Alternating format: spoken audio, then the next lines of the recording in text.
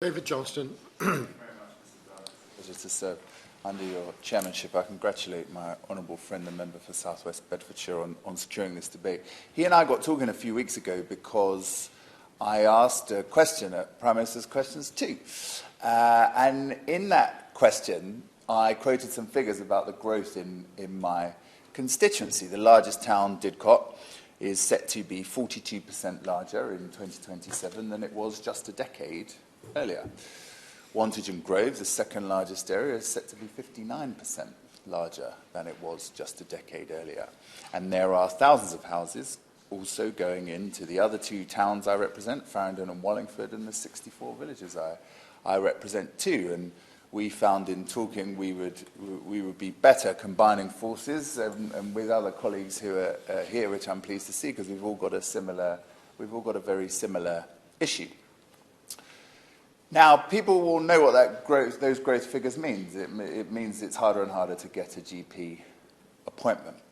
And this is a separate debate to the post-COVID debate about whether you get a face-to-face or a telephone or an e-consultation. This is a much longer-running issue. It's a separate issue, actually, to the 6,000 GPs the government's committed to recruiting and the 26,000 other primary care staff that it's committed to recruiting, which I warmly welcome. And it should go without saying, although I'll say it anyway, that our GPs, our other primary care staff, work incredibly hard, and they want a solution to this problem as much as anybody else does, because they're working flat out and they're presented with more and more patients. And I've got one surgery in Wallingford which actually closed its books recently because it simply can't take any more. Now, depending on what measure you look at, different parts of my constituency look the worst. But if you look at the measure of permanent qualified GPs, Didcot ranks lowest. And Didcot is a good example because in Didcot we've had a development called Great Western Park, which is 3,500 houses.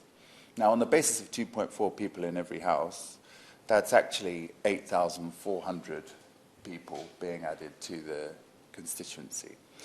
And for 7 years now, they've been waiting for the promised GP surgery that was going to come with this development. Still no sign of it coming, but what they do know is coming is Valley Park, right next to them, 4,200 more houses, a further 9,600 people. So 18,000 people just in these two developments, but no prospect at the moment of additional GP surgeries. Now, who's accountable for this? Well, that's part of the problem, of course. It's very unclear. Most people, well, many people think it must be government, and of course it is partly government and infrastructure not keeping, the rules for infrastructure not keeping up with house building, and as people have said, the divide between sort of what health wants, what the Department for Levelling Up wants, and what Treasury wants. Of course, that's true. But it's also councils and what they do with the Section 106 money and community infrastructure levy that they're given. It's the developers and the promises they make. It's the CCG and how they plan for things. It's the national planning bodies like NHS England and Health Education England. And this is part of the problem, that there isn't a very clear, directly responsible body who can ensure that people get the services that they need. Now, there's no shortage of people wanting to be medical students. I used to work in social mobility. It's one of the most popular things that young people want to do. The issue is partly the diversity of the people who get into it. Only 6% of doctors from a working class background, 24 times more likely to be a doctor if your parents are a doctor. I can't help but feel we are missing out on a talent pool here who want to be doctors, and yet we don't have enough GPs. So I think in terms of things we need to do, I think a number of members have made very important points about this. Of course, it isn't just GPs. Lots of the things I campaign on are about infrastructure, reopening Grove Station, improving the A420 and A34, more school places, and so on.